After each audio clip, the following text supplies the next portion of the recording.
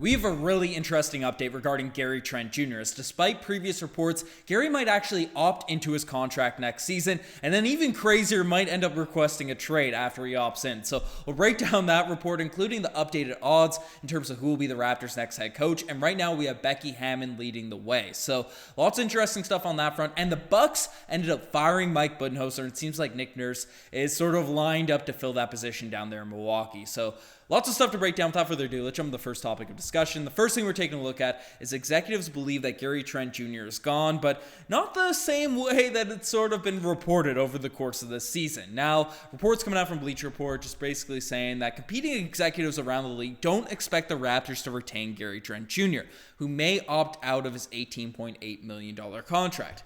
This is nothing new to Toronto Raptors fans. We've heard reports that he might be coming back, he might not be. He's happy with the organization, he's saying publicly, and then we have reports that, he's frustrated with Nick Nurse, he's frustrated with his role going, starter, bench, all over the place, not getting a lot of minutes in the play-in game, and Nick Nurse not giving him criticism directly, saying it to the media before he ended up getting it to the players. So lots of weird stuff going on behind the scenes with Gary Trent Jr. over the course of this year, even though Toronto Raptors fans really want to bring him back. So we've heard all those reports, but this one is a little bit interesting, especially with the second half of it, saying that, but he'll need to do his homework to ensure that the money is available in free agency, which may not be a lock in this market. Instead, he may opt into his contract and then eventually be traded by the Toronto Raptors. So That's a little bombshell there from Bleacher Report, because firstly, we all sort of assumed whether he's going to stay or leave. He's going to opt out of that contract because,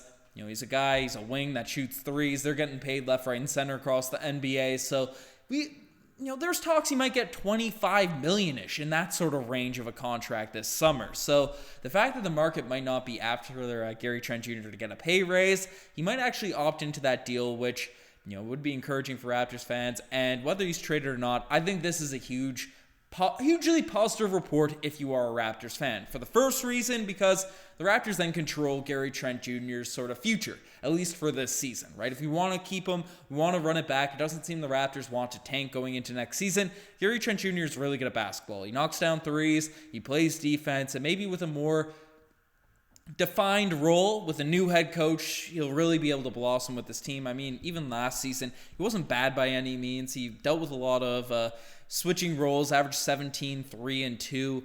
Shot 37% from the three-point line, had a 1.6 steals per night. Gary was good, and he's a guy that I'm a big fan of. So if he opts in, we don't end up trading him and stuff, right? I'd be happy with Gary Trent Jr. back on this team, especially at $18 million a year. That's kind of a steal, or that's the going rate for a 3-and-D wing in the modern NBA, especially with the potential of Gary Trent Jr. So it's a win on that front. But even if the Raptors, or so this report says, he might opt in and then eventually be traded by the Raptors, that's also a W for this team. Because if Gary Trent Jr. does want out, or the organization doesn't want him back, you'd rather be able to trade him. You'd rather be able to get something in return for a guy like Gary Trent Jr.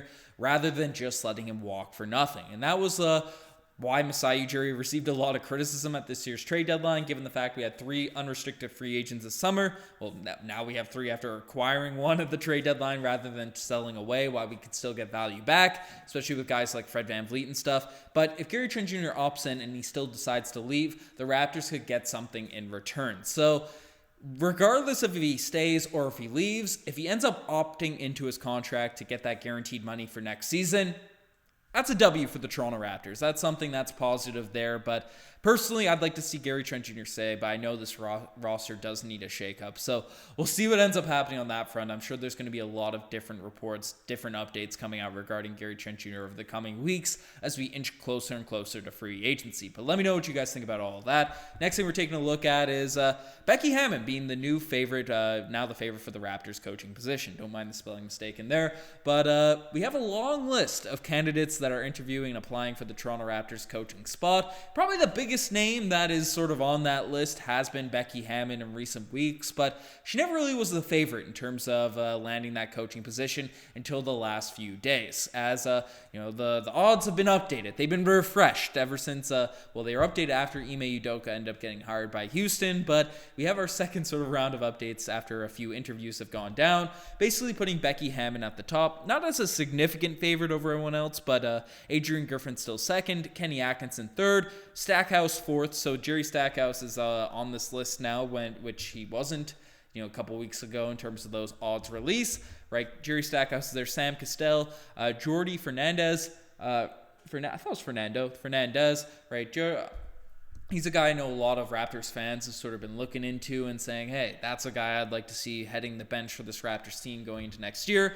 Not the greatest of odds for those guys at that point, but definitely a guy that's in consideration at this point. Frank Vogel somehow on this list, Mitch Johnson, Charles Lee. This one I do find interesting because Charles Lee is a guy, the assistant for the Milwaukee Bucks, long tenured assistant coach in the NBA, seems to, help out, be an integral piece of the Bucks going on deep playoff runs. Maybe his value's tarnished a little bit after their first round flame out this year, but Charles Lee also could be up for the Milwaukee Bucks coaching position with Coach Budenholzer out there now.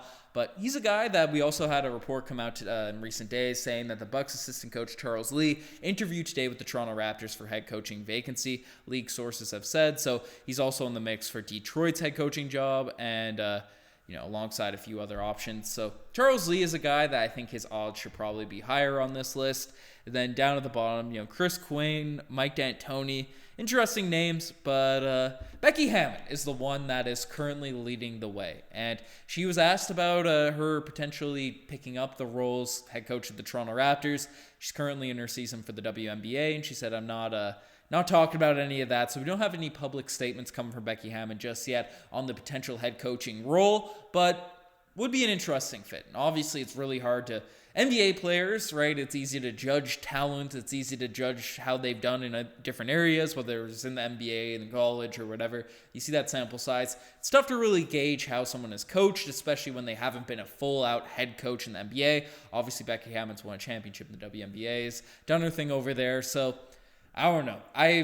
We'll see what ends up happening. I know a lot of people have their picks, their favorites in terms of who will be there. So let me know in the comment section who you guys would like to see end up being the head coach of the Toronto Raptors. But speaking of head coaches, Mike Budenholzer was fired by the Milwaukee Bucks, and it seems like Nick Nurse might be on his way to Milwaukee. Now, I made a whole video about this on Courtside Digest. Definitely check that out if you haven't.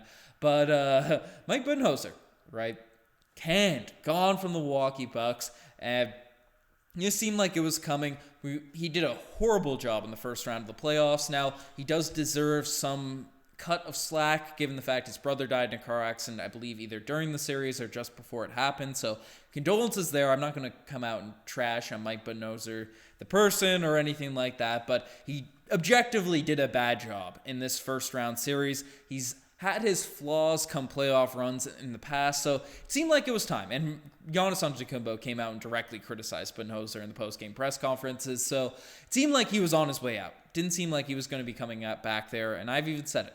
Right? I made a video like a week ago saying why Nick Nurse would be the head coach of the Milwaukee Bucks coming up, and it seems like Nurse might be en route, and that's what Kevin O'Connor is basically coming out and saying, that Giannis was asked if he wanted to guard Jimmy Butler more in the Bucks series, and he said yes. Out of respect, you got to let the coach make the adjustment. We have our best defender on him, and they're in conversations with Drew whenever he gets tired, yada, yada, yada. But out of respect, you got to let the coach make that adjustment. This is Giannis's mindset. Right or wrong, he's not the type to overrule. The Bucks should hire a head coach who will micromanage and make those decisions on the fly. The biggest name that fits that description is Nick Nurse. And if you go to Bucks subreddits, if you go to minor Bucks reporters, it seems like Nick Nurse is going to be on his way down there. So, I don't know. I wasn't a big fan of the Raptors hiring Nick Nurse until we heard some of the stuff behind the scenes. Maybe it was time for us to part ways with Nick Nurse the same way they parted ways with Bud. But if he ends up going to the Milwaukee Bucks, I think he's going to do a tremendous job down there, and he's going to make that team more of a juggernaut than they already are. So, I don't know. Tough stuff happening. It's going to suck to see Nick Nurse coaching the Milwaukee Bucks, but it is what it is. The final thing we're taking a look at, which might cheer up some Toronto Raptors fans, given our last video about how the Raptors are the betting favorites to land Dillon Brooks. Scottie Barnes out here kind of not throwing jabs, but laughing at Dillon Brooks memes out there on IG as there's a video of the Filipino team making a pitch to sign Dillon Brooks, and Scottie Barnes just out there commenting, laughing at it. I saw this, pulled this from Reddit, pulled a lot of the content from Reddit there, but I just found this one funny. So, I don't know. Scottie Barnes laughing at Dillon Brooks. Maybe that means he's coming. Maybe not coming. I don't know. But found that funny. But folks, you guys have the best to make this far. Subscribe to the channel if you guys haven't already. Keep you up to date with everything regarding the Toronto Raptors. Anyways, I'm signing out. Cheers.